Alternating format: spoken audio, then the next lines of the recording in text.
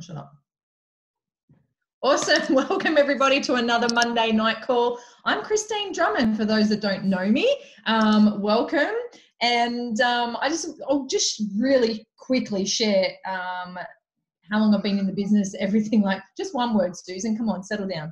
I've been in the Juice Plus company for 7 years. I've had so many career changes, it's not funny. I'm not going to go into all those tonight.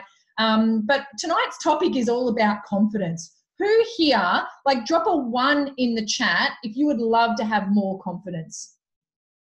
Drop a 1 in there. Let me know if this is a topic that you would love to know more about and how to really hone in on confidence. So for me, oh good, everybody, excellent. And you'll notice that, what's that saying? Like you kind of, we're all dumb, okay? We're all dumb, but we're dumb in different areas of life, different topics, different skills, right? It's the same with confidence. I'm a fairly confident person at most things, but things that I know nothing about, I lack a lot of confidence. Who feels like that sometimes? Like you're just like, I know nothing about this. And you're talking to people who are experts. You're just like, oh my God, you felt this big walking in and now you feel this big, you know? So I'm going to talk about confidence and how to increase it. I'm going to talk about what it is. I'm going to share some statistics around it. And then I'm going to share how to increase your confidence. And for those of you that feel like you're a very, have low confidence, don't fret, okay? Because a lot of the time it's not your fault. But having said that, it is your responsibility now to increase it, okay? So what is confidence? The actual definition of confidence is the feeling or belief that one can have faith in or rely on someone or something, okay? It means a feeling of trust. So, and a firm belief in yourself or others. So you either trust yourself, trust someone else, but you've got a firm belief in those. It's not egotistic. My kids are going crazy out there. It's not egotistic, okay? It's not about, if you want to increase your confidence, you have to be all showy and everything like that. That's not what it is. It's like this humbleness. It's this inner silence, this inner quiet that you are capable, okay? That's what confidence is, okay? You don't have to be the loudest person in the room to be a confident person, okay? And you also don't have to be the loudest person in the room. Like you can be the quietest person in the room and still the most confident. That's what I'm trying to say, okay?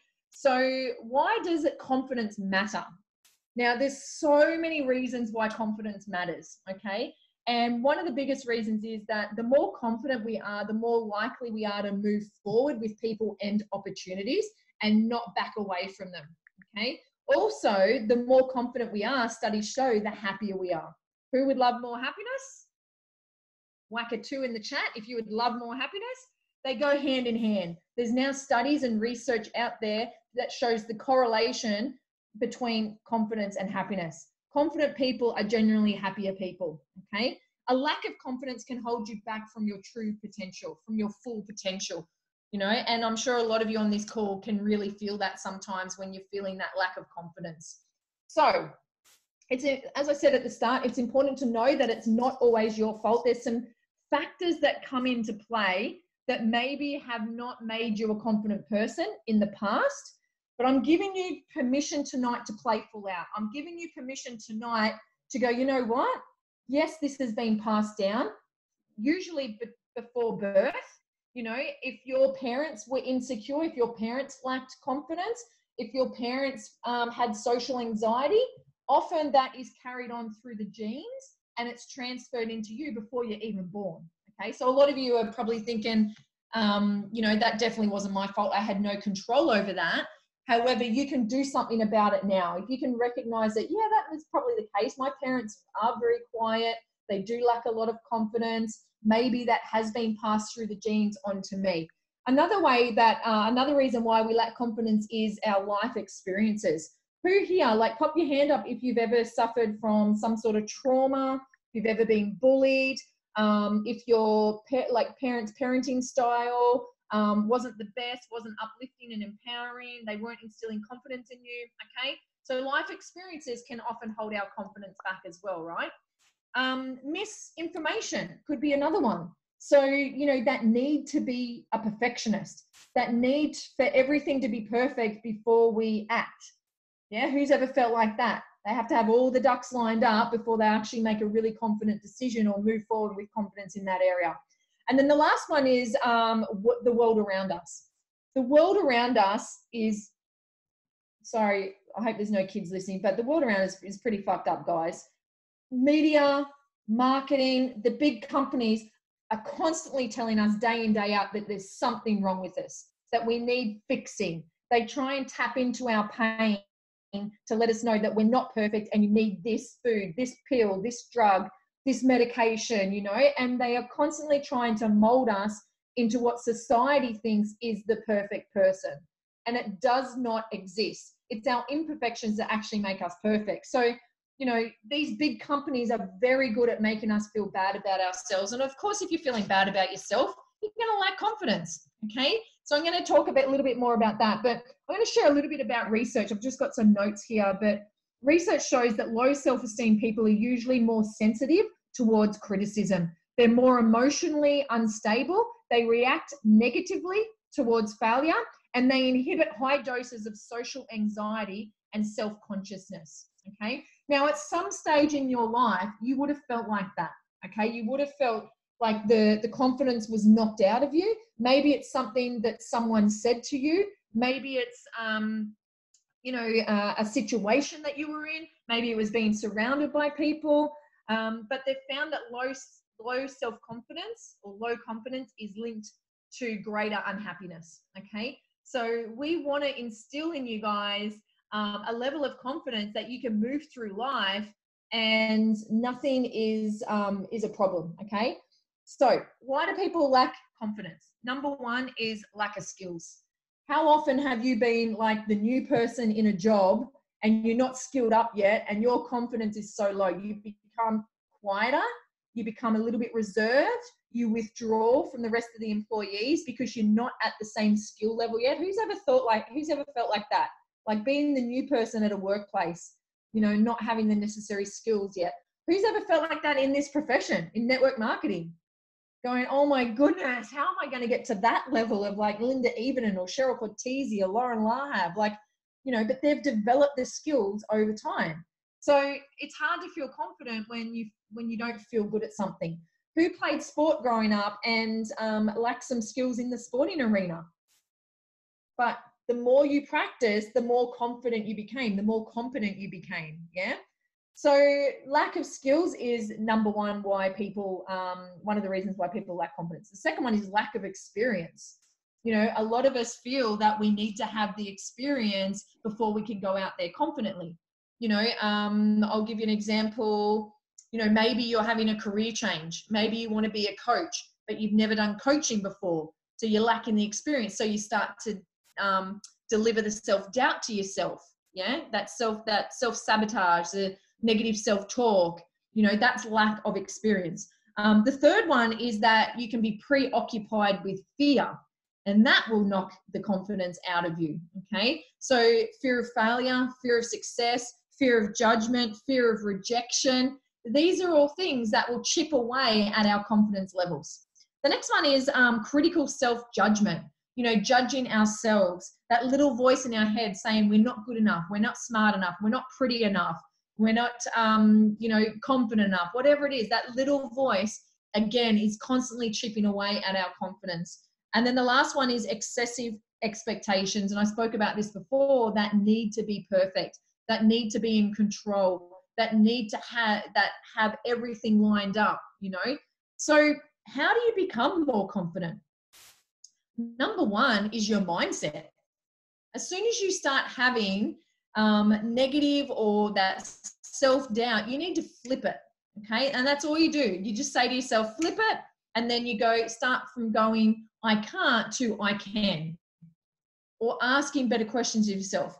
I can't do this just yet, but I'm getting better every day. You know, I'm not that skilled yet, but I'm working on my skills and they're improving every day. I'm not the best recruiter, but I'm getting better every single day. Can you see how that positive self-talk and that change in mindset is going to keep prepping you up and your confidence? Yeah. The second one is shake off self-doubt. How do you know what you're capable of? How do you know what your full potential is if you don't give it a bloody good crack? How do you know what your limits are if you're not even pushing the limits? Yeah. So shake off self-doubt, guys and girls. Just get rid of it. Just give it a go. If you can go to bed at night going, you know what? I gave it my all today. I gave it my absolute best. Can you do any more than your best? No, can't do any more than your best. So if you can go to bed at night going, you know what? I gave my best today. Or when I spoke or presented today, I gave my best. So you can hang your head high going, you know what? Wasn't perfect. Yes, I might have made some mistakes. Yes, I probably should have said this, or maybe I shouldn't have said that. Who cares? I did my best. Yeah. And that's going to boost your confidence. The next one is getting out of your comfort zone. Now, in this profession, it happens quite a bit, doesn't it? You've got to get comfortable with being uncomfortable in this profession. Like we're gonna push you. We're gonna push you to that edge, and you've got to decide whether you're gonna take the leap or not. Now, when I first started, in my first sort of 2 years, there was no way I would talk to the checkout chick or a person that's serving me in a cafe, or just a random person that like going up to someone in a park. There's no way I would do that in my first couple of years. I wasn't ready for it, but because I wasn't practicing, I wasn't getting out of my comfort zone. Now, if you're within like 2 steps of me, you're likely to get a hug or a conversation, right? So, but that's just me taking those few steps in starting the conversation, asking the questions, then practicing, going to a different cafe, going to a different shop, practicing on a different checkout chick, practicing on a different waitress, you know, and all of a sudden you're getting out of that comfort zone so much that it just becomes so much easier now. And it's not even in your comfort zone anymore. You've exceeded it. Your comfort zone has just grown. So what is it in this profession that scares you? Is it talking to a stranger? Is it reaching out and asking someone on your chicken list if they want to take a closer look? Like once you do it and you don't die from it, you'll realize that, oh my goodness, this was holding me back, and it actually wasn't that bad. You didn't die from it, and your confidence will grow because your competence grows as well. And this all compounds. You can't just go from being a low confidence person to a confidence person overnight. It takes practice, guys. You know, and I was very fortunate that my parents raised me to be a confident kid. I was school captain twice, so I had a lot of speaking. You know, I played a lot of competitive sport as well, and I think that definitely allowed me to build my confidence as well. So think about that when you are talking to your kids as well. What verbiage are you instilling in them? What confidence are you instilling in them? You know, do they hear your negative self-talk? My kids will never hear me. I say never. My kids haven't heard me say a bad word about myself. It does not happen. I might have said maybe one bad thing about myself in Summer's whole lifetime in front of her. I just never let them see it. I saw what happened to my school friends when their mums were saying bad things about themselves. And then that insecurity carried on to my friends. And it was debilitating for a lot of them. The social anxiety, the need for perfection, to look a certain way, to dress a certain way, the pressure that was on them, seeing them go through bulimia, anorexia, just to make sure that they're looking a certain way to come up to their mum's expectations. And their mum's expectations wasn't even on them, it was on themselves. So as a parent, make sure that you are careful around what you are saying about yourself in front of your kids, because it carries on. Yeah. So, and the same thing, what are you saying to your kids? You know, when my kids come to me with a picture that they've just drawn, I don't do the whole fluffy bullshit bit about, oh my God, that's amazing, when it's a shit picture and no one can even work out what it is. No, what I do is I go, oh my goodness, you must have felt so inspired when you painted that. You must have felt so creative. Are you proud of that picture? Don't worry about me. I'm an external force. Yeah. I don't want you relying on external forces to make you feel good. I want my kids to feel good because they're proud of what they've done, because they felt inspired in that moment. Does that make sense? Put a 3 in the comments if that makes sense. We want to instill confidence in these kids. Now, from a very young age as well, I made sure that I built on Summer's confidence in going and asking for things at a counter from the checkout people, right? So if she wanted something, I would go in with her. Initially, I would get her to ask while I'm standing beside her. She'd hand the money over. They'd do the exchange. She would have to say the thank you and what she wanted. And then eventually, I got my distance further and further back. Now, she can go into the shop. I can wait in the car and she can come out with confidence with the change and everything like that. This doesn't happen overnight. There was a process. And that process of going in and standing side by side, letting her know that this is safe, mummy's here, you know, let's ask together, let's get this done. Okay, now I'm going to be behind you. You go up and you do it. You do the transaction. Okay, now I'm going to be at the front of the shop. You go into the shop, grab it. I'm going to be right here, but I'm going to be on the other side of the checkout. Then it's like, okay, I'm going to be out here waiting in the mall. You go in, you go do it all. I'm going to be out here on my phone. And then, okay, I'm in the car. Okay, so just like I built up her confidence in that, you can build up confidence in whatever you want. It's just taking that first step, grabbing a mentor, grabbing a coach, grabbing someone in your peer group that has done what you've done and let them stand beside you, yeah, and guide you into what it is that you want to do, okay? So that comfort zone is so important to just take that little step, get that little toe over that line, then the whole foot, then the leg, then the whole body. And the more that you do that, the more your confidence will grow. Okay, number 4 is what really took my confidence to like extra mental levels. And it is owning all your traits, the good, the bad, and the fucking ugly. Okay. Now, what do I mean by that? Most of us try and just own half of us. We try and own all the good bits, you know, the bits that make us seem like we're normal in society. You know, when we put on our public personality, that's the bit we try to love of ourselves. You know, the friendly person, the kind, the caring, the person that never yells or also always so lovely. You know, that's our public personality. And most of us just try and own that side of us. But what about the personal personality? The one behind closed doors? The mum that puts herself on mute during a Zoom and then yells at the kids, get the hell out of my office. You know, what about the psycho mum that throws things? Yes, I've thrown things before. You know, you've got to own that side of it.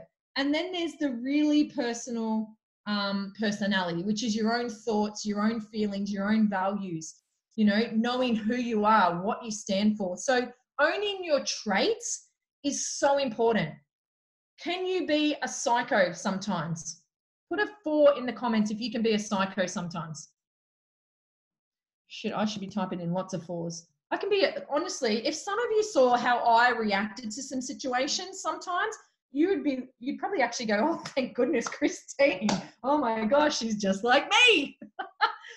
So we can all be psycho, right? Megan's going nuts on the psycho. She's a bit like me. Yes, we can be psycho. But you know what? It's because I'm friggin' passionate. It's because I know that I'm capable of more. I get so flippin' frustrated that I just fly off, right? And I go into this psycho rage or this psycho, but I can so easily pull it back. I can recognize my behavior. I can own it. I don't apologize for it, but I can own it and go, you know what? Mum probably could have handled that situation better. I don't say I'm sorry because that makes me wrong and the other person right. Okay, so you've got to be really careful with that. And that gets us on a whole nother subject of, you know, making people feel right and wrong. So self-awareness absolutely is the key. So can you also be inspiring? Whack a 5 in there if you can be inspiring. And here's the thing with owning all your traits. You can't see something in someone else that you haven't seen in yourself. So if you're commenting on people's posts or if you're telling people you're so inspiring, that's because you've seen it in yourself at some stage. Yeah, does everybody agree with that? Put a yes if you agree with that. If you're judging someone for for anything. Like if you're judging someone because of their parenting, if you're judging someone by the way that they look, if you're judging someone by the way that they're reacting, that's because you've seen it in yourself. You know, I used to judge my dad. My dad can be very racist sometimes. I used to judge him for that. But the racism that I saw in him, I could see in myself sometimes. It's not that I ever verbally said anything, but some racial thoughts would creep in sometimes, you know, and I'd go, oh, that's interesting. Why am I having that? You know, so can you be a racist sometimes? Can you be over the top? Like people that say, no, I'm never like that, or no, I never do that, or never, never, never. You've got to be careful of those people. Those people are likely to end up with some sort of terminal illness, okay? Oh, I'd never do that. It's like cheating. I've cheated on people before. And it took me a long time to own that and go, you know what? Yes, I am a cheat. I have cheated. You know, and it might not even be physically with another person. It might be that I'm cheating on my job with my partner, you know, and I'm putting more attention and focus and love into my job than I am into the relationship. Does that make sense? So, like, can we all be cheats? Have we all cheated in some way? Maybe we've cheated on our partners with our kids. You know, that's a form of cheating.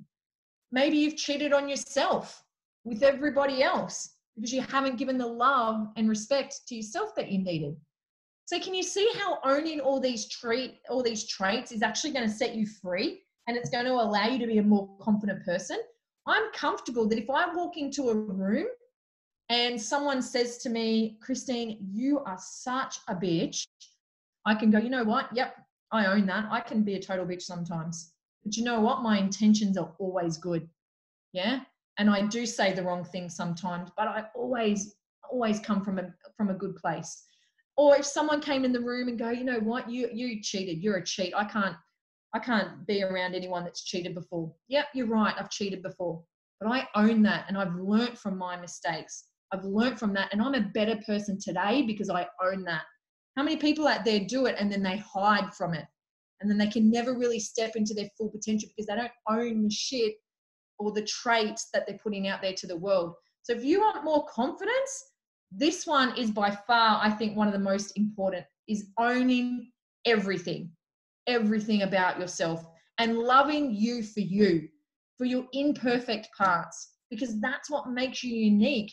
We're all like snowflakes, yeah? We're all so totally unique, but that's what makes the planet so interesting. So number 5 is reducing shame. Reducing shame so you can shine. Now, what do I mean by that? How many of us have ever felt shame around something that we've done? Put a 6 in there. If you felt shame around something that you've done, something that you've said, something that you've experienced.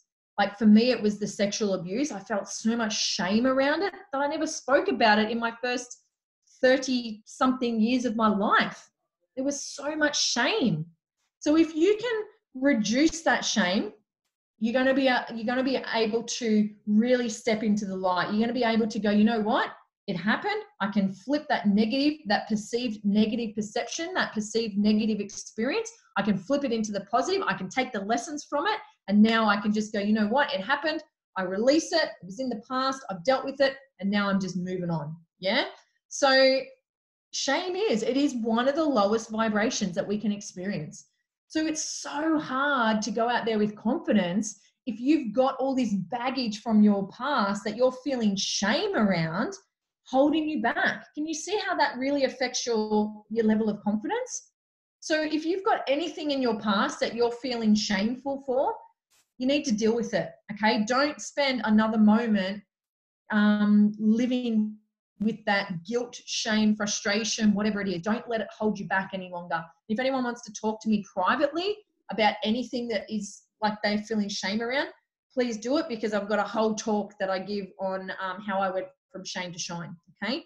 And there's a process. There's a process that I went through that you can also go through to shift a lot of this. And sometimes it leads to our innermost dominating thought, and that's why we can't really step into our full potential, is because this shame that we feel around this event is just holding us back. So we need to shift it and clear it. Number 6 is prepare. How often have you ever turned up to something ill prepared and your confidence is just so low because you're like, oh my gosh, why didn't I just prepare for that? It might have been an exam. It might have been an assignment. It might have been a prac. It might have been a job interview. Maybe it was sharing your story on an event. Maybe it was rocking up to a networking event, whatever. Like, have you prepared? Like, preparation is going to increase your level of confidence. The next one is be you. And in order to be you, you need to know who you are. Who are you? What do you stand for? What frustrates you in life? What absolutely excites you in life? What are your morals? What are your values? What's your mission statement in life? You know, who are you as a person? You know, if you were to read your own eulogy, what would it say? What would you want it to say? You know, so I think being you and being really confident in the person you are. Now, being you is also around, and posture and appearance are the next one. So all these three come together. So posture is like shoulders back, chest up, eye contact, the way that you walk, you know, just walking that little bit faster. Confident people walk faster than non-confident people. Are you a hugger? Are you a handshaker? You know, when you meet somebody, what do? Like, to break down barriers, I usually go in there and say, hey, I'm a hugger, do you mind? Bang, and I go in for the hug. That's a confidence move, yeah? Greet people first. I always go up to people if they're at an event and they don't look like they know anybody. I go over. I introduce myself. You know, that's a confidence play. Okay, these are all little things that you can do to help increase your confidence. Now, this didn't happen overnight for me. You've got to work at this, guys. But next time you're in a room of people, or at Game Plan, for those coming to Game Plan, and there's people that are standing there waiting for a coffee, and it's that awkward silence, how about you be the bigger person and introduce yourself? How about you be the bigger person and get curious and find out about what makes that person tick? Why are they there? What's their background? Where do they come from? You know, that kind of thing. So posture and appearance. Appearance is so massive for confidence. You know, when I present, there's no way I could get up on stage looking like this. Like, my confidence wouldn't be at its highest. You know, there's a certain way I like to have my hair nice, neat, washed, you know, nice and tidy, you know, a bit of makeup on, nice clothes. That all helps with confidence. Yeah. So making sure that you're looking the part for whatever it is. Okay. So being you, posture and appearance are massive in increasing your confidence. And then the last one that I've got here is, you know, really listening, and not just listening with your ears, but listening with your eyes. And what do I mean by that? That's like, you can pick up on things. You can read situations. You can read rooms. You can see if someone's uncomfortable. You know, I went to a networking gala dinner last Friday, and there was 200 women in this room, and I didn't know anybody. And I'm looking around, had my drink with me, and I'm just like, oh my goodness, where do I start? My confidence when I first walked in was quite low. And then the positive self-talk kicked in. You've got this, girl. Come on. You're very good at talking to people. You know, let's look for Justine. Maybe she'll be here this year. I don't know. Let's have a look around for her. Bang. Met Justine's eyes across the room. Went over to her. She introduced me to her group. Then I got chatting. Then I built my confidence. I'm like, right, at least I know someone in here. And that gave me the confidence then going around and start chatting to other people. Then I did some silly photos, which also helped with the confidence. And then through me doing silly photos, people came up behind me, and then they started doing silly photos with the photographer. So then the confidence had that ripple effect. It had that chain effect. Yeah, I started vibrating higher because my confidence was higher. But in the beginning of that event, it wasn't. It was low. Okay, so even in situations like that, you can build on your confidence. And then by the end of the night, I was up dancing with Lane Beachley and everybody else. And yeah, it was just amazing. So listening to books, listening to audio books, ones that are going to, like, I love Jen Sincero's You Are a Badass. Whenever I'm feeling low, got the self-doubt coming in, that's usually one of my go-to books, because she just has this way of saying things in that book that's easy to understand, that boosts your confidence. Podcasts. There's a couple of amazing podcasts out there, like Boss Talks. Amazing podcast for helping you boost your confidence. What a plug. Andy Frisilla, Ed Milet, they're just a few like amazing podcasts to help you increase your confidence. Your peer group, hanging around the right people is another great way to boost your confidence. How often does someone say something to you like, geez, you're looking good, Vicky. And then all of a sudden you're like, yeah, I am looking pretty good. I've been working hard. It's nice to be recognized. It's nice to be noticed. And your confidence increases a little bit. Like the people at Game Plan, exactly. Music can increase your confidence. If you've got a pump up list, I have a pump up playlist. It's a list of songs that get me fired up and in that pump up mood. Yeah. So YouTube motivational clips. Who listens to YouTube motivational clips and then they feel unstoppable? Oh my gosh, like they can go out there and they can do anything. They're amazing. Now, here's a few little tips that I used before I gained a lot of confidence. Who has ever felt really low confidence jumping on a call with someone before? Oh, it's a bit awkward. I don't know what to say. Not sure what to do. Okay. I used to have a glass of wine. I'd have a glass of wine. I would chill and I'd go, you know what? I'm just going to trust that whatever I say is going to be perfect for this person. So if that's you, if you like to drink a wine and you want to have a wine, I know this is probably really bad advice, but it helped with my confidence. And then eventually the wine went and I'm like, I don't even need that to build my confidence. It's kind of like that Dutch courage thing. Another one is doing burpees. I would do 5 burpees before I jumped on a call. 1, because it got the adrenaline pumping, but 2, it made me feel strong. It made me feel confident. It made me feel like I was, fired up and unstoppable. So if that's you, maybe try some physical activity before you do a call.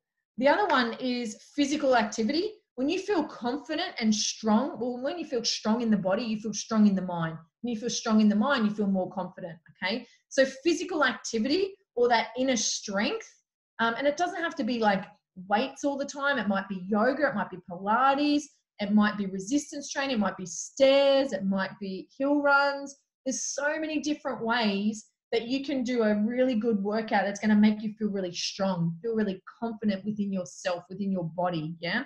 So just to recap, we've gone over what confidence is. We've talked about why it matters. We've talked about, how sometimes it's not your fault, but it is your responsibility to now increase in it. We've spoken about why people lack confidence. And then I just gave you some amazing tips around how to be more confident. So what I'd love to know from you is, does anyone have any tips and tricks on how they make themselves more confident, or have you got any questions for me?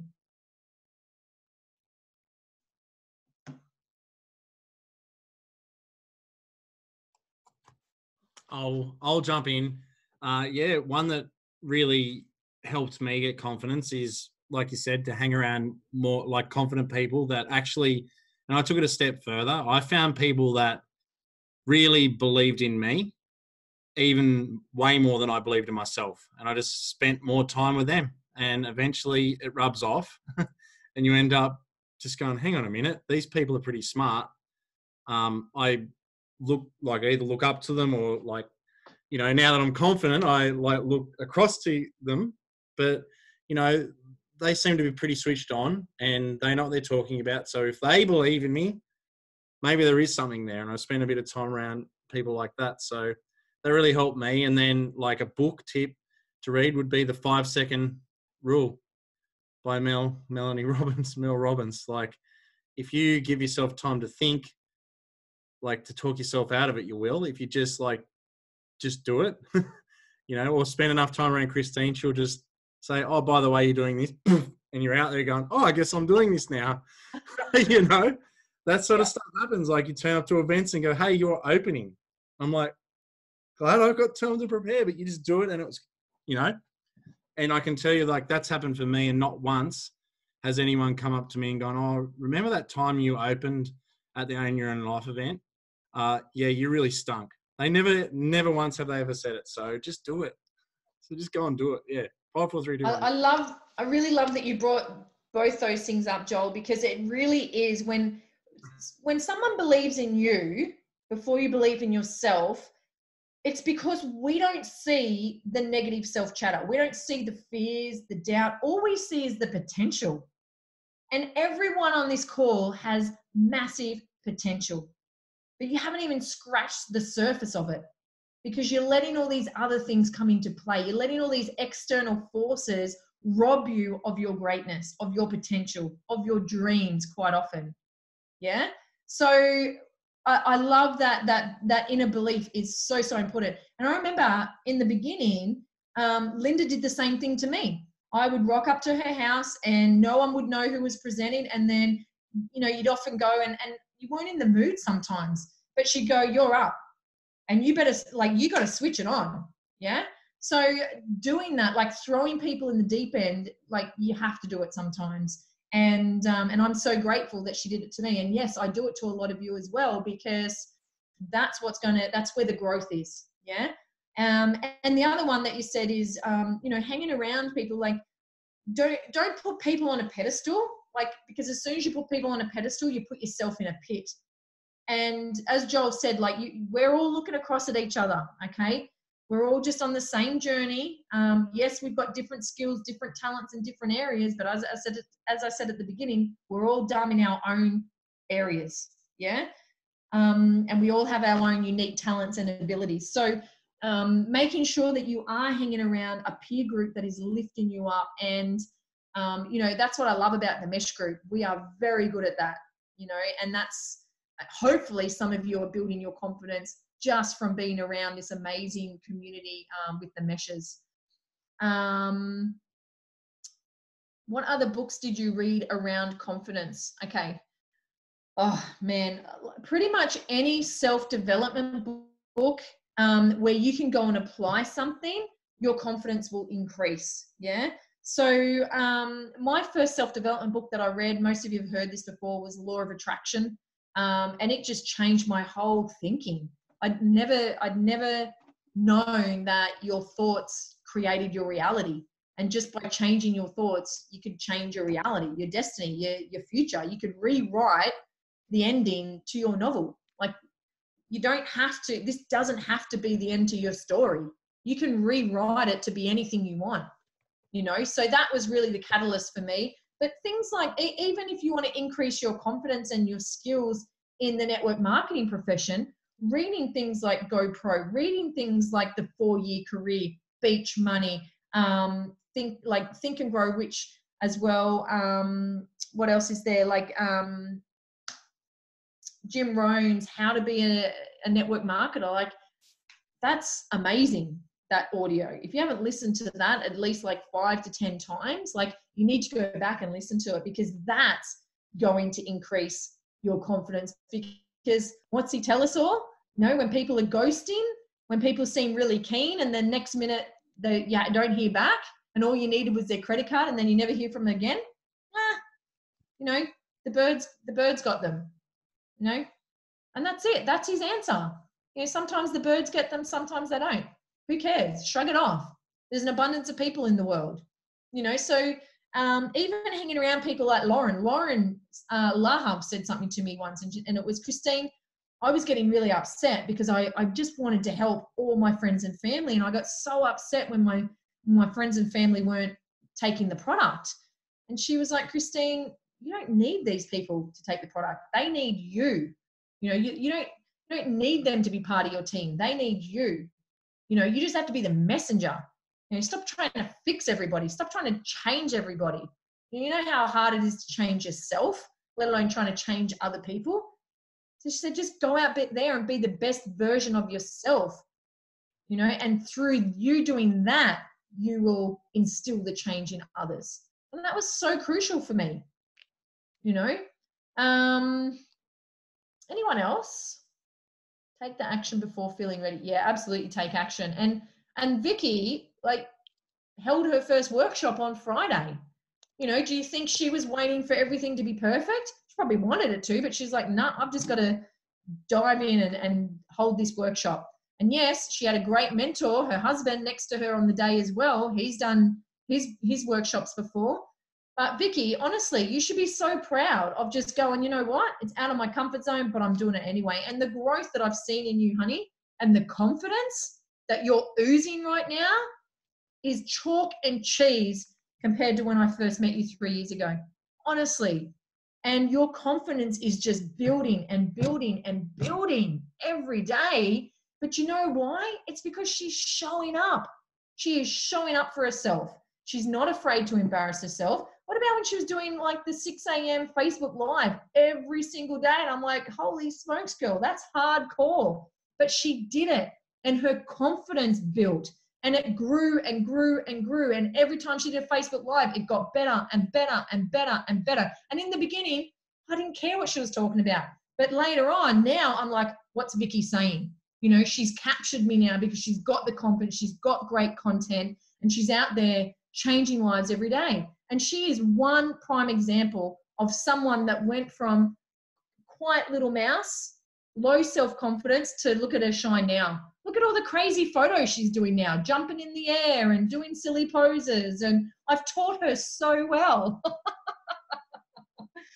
But confidence is contagious. I really believe that. When you hang around confident people, it rubs off. You feel more confident. Yeah? Look at everyone loving on you, Vicky. That's amazing. I love you guys. You're so supportive. Okay. Anyone else have any questions? Yeah, I do. Anyone going to go first? Has this been helpful? Can everyone just pop a 7 in the comments if this call has been helpful and you've taken at least something away from it that you can implement? Sorry, Joe. I just want to say something, actually, Kristine. Can you hear me? Naked, Pia. Oh, can you hear me? Yes. You got clothes on today? No, I'm still naked. I just want to say, you know, you have so much energy. When is your downtime? Because yeah, I don't ever see. Well, of course, we don't see your downtime. But when do you have your time for you? That's a really good question. Hey, Anna, I can see you sneaking in there. Hi. That's a really good question, Pia, and thank you for asking that. I have lots of downtime, and I can recognize when I'm not in my peak resourceful state, or when I need to feel sad. I will take time off social media, and I will take that time to feel sad.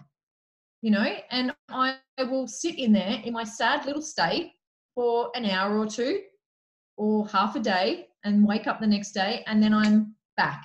Yeah, I don't dwell in it. I allow my body to feel what it needs to feel. And I think this is so important because we're told that, oh, you can't be depressed. You're not supposed to be sad. You've got to be happy and high energy all the time. Like, you're expected, you know, oh, Kristine, you're an NMD in the business. You've got to perform like this. You've got to act like this, you know. Oh my gosh, yeah. It was like we had to act a certain way in the beginning in this business. It was crazy. We couldn't be ourselves. I was very serious. Actually, a lot of people didn't like me when I first came into this business because I was the serious one. I wasn't cracking jokes. I wasn't doing worms anywhere. It was like, you know, so when do I take time for me? It's when I work out, when I'm on my run, when I'm doing my meditations, on weekends. Like, Juice Plus doesn't really cross my mind much on weekends anymore. Like, that's sacred family time. You know, yeah, I might get a few calls in on a Saturday, but Sundays, very hard to catch me. Yeah. So that's when I'm switching off. And I've learned from my mistakes because in the past, I did the whole 7 days a week, 24/7. I was dreaming Juice Plus. I was having dreams about it. Like, it was an obsession, an unhealthy obsession with Juice Plus, you know, and it did lead to frustration and resentment and burnout. So don't, like, learn from that. Take time out for yourselves. You know, I often take myself to lunch. I'll go to a cafe and I'll just have I do really like my own company. So I'll go and have lunch by myself, and I don't have an issue with that. You know, it's great quiet time. I can clear my head of the chatter. So, yeah, I think scheduling in time for yourself is really crucial.